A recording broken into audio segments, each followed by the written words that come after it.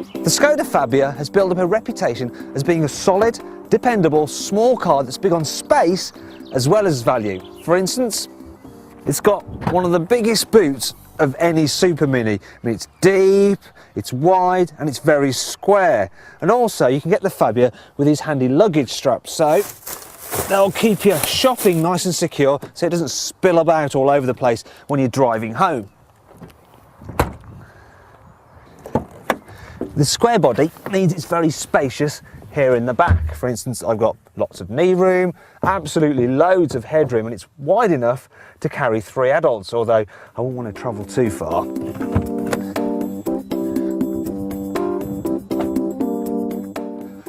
Fabia is also roomy in the front too.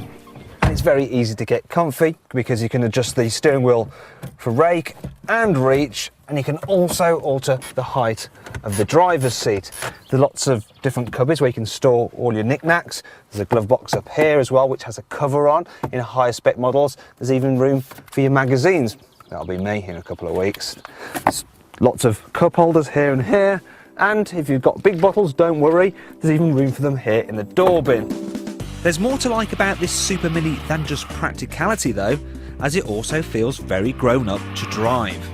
The Skoda Fabia is a very comfortable car. It's good on the motorway, but it's also great round town because it's nice and easy to drive because all the controls are very light. Visibility is great as well. I mean, you've probably noticed it's nice and airy and light in here.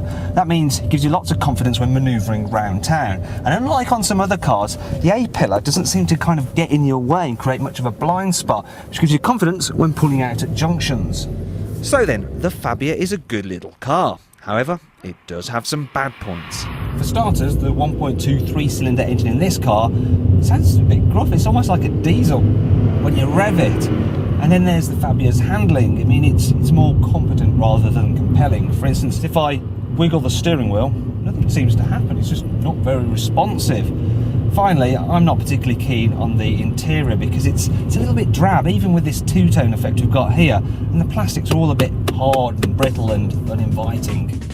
And the trade-off for that practical boxy body is that next to a Ford Fiesta or Mazda 2, the Skoda looks a little bit bland.